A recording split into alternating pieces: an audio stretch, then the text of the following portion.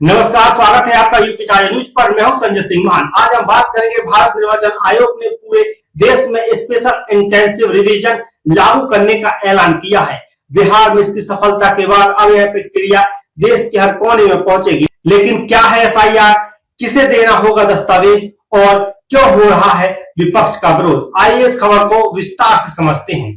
चुनाव आयोग ने बुधवार को ऐलान किया कि बिहार की तर्ज पर अब देश भर में स्पेशल इंटेंसिव रिवीजन होगा। इसका मकसद है मतदाता सूची को और पारदर्शी बनाना, गलत और फर्जी वोटर्स को हटाना और नए मतदाताओं को जोड़ना। बिहार में 2003 की एसआईआर सूची को आधार बनाया गया और अब देश के बाकी राज्यों में भी पुरानी एसआईआर सूचियों को आधार बनाया जाएगा।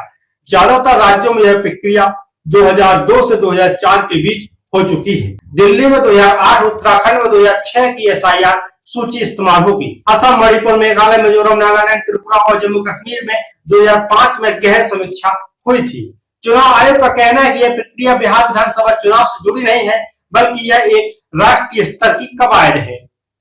अच्छी खबर यह है कि आधे से ज्यादा मतदाताओं को कोई दस्तावेज देने की जरूरत नहीं होगी। अगर आपका नाम एसआईआर सूची में है तो आपको जन्मतिथि या जन्म स्थान साबित करने के लिए कोई नया कागज नहीं देना होगा। लेकिन नए वोटर्स या दूसरे राज्य से शिफ्ट होने वालों के लिए नए नियम अलग हैं। आइए इसे समझते हैं। 1 जुलाई 1987 से पहले जन्मे लोग, जिन्हें सिर्फ अपना जन्म प्रमाण पत्र देना होगा।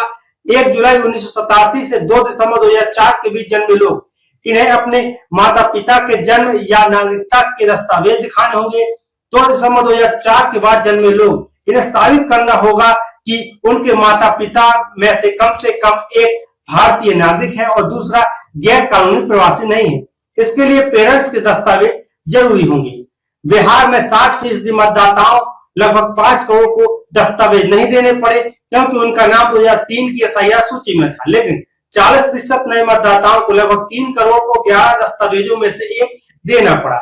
सुप्रीम कोर्ट के आदेश के बाद आधार कार्ड को 12 दस्तावेज के रूप में शामिल किया गया। बिहार में एसआईआर के लिए 11 दस्तावेज मान्य थे, लेकिन सुप्रीम कोर्ट के निर्देश के बाद आधार कार्ड को भी शामिल किया गया। ये 12 दस्तावेज हैं: Aadhaar card, passport, driving licence, ration card, जन्म प्रमाण पत्र आदि। चुनाव आयोग का कहना है कि बाकी राज्यों में इन दस्तावेजों की संख्या कम ज्यादा हो सकती है।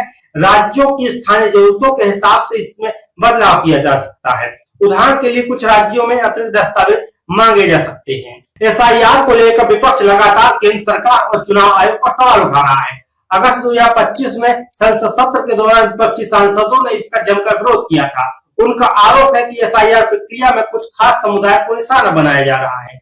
दस्तावेजों की सख्ती से गरीब और हाशिए पर रहने वाले लोग वोटर लिस्ट से बाहर हो सकते हैं। यह प्रक्रिया नागरिकता साबित करने का एक तरीका हो सकता है जो एनआरसी से जोड़ा जा रहा है। चुनाव आयोग ने इन आरोपों को खारिज करते हुए कहा कि एसआईआर का मकसद सिर्फ मतदाता सूची को शुद्ध करना है, ना कि किसी को वोटिंग के अधिकार से वंचित करना।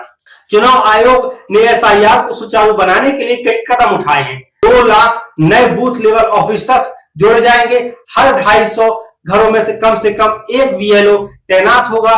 प्रक्रिया में शामिल होगा फॉर्म भरना, नए वोटर्स को डिक्लेरेशन फॉर्म भरना होगा।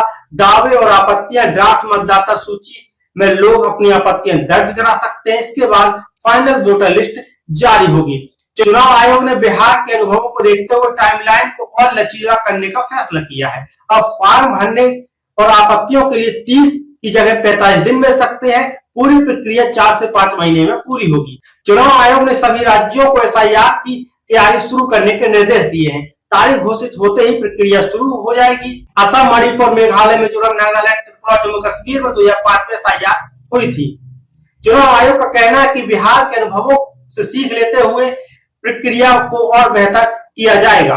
तो दोस्तों, ये था एसआईआर को लेकर ताजा अपडेट। यह प्रक्रिया मतदाता सूची को और मजबूत करने के लिए कदम है, लेकिन विपक्ष के सवालों ने इसे चर्चा का विषय बना दिया है। आप इस बारे में क्या सोचते हैं? क्या एसआईआर से वोटिंग सिस्टम और पारदर्शी होगा या कुछ लोगों के लिए ये मुश्किलें खड़ी करेगा?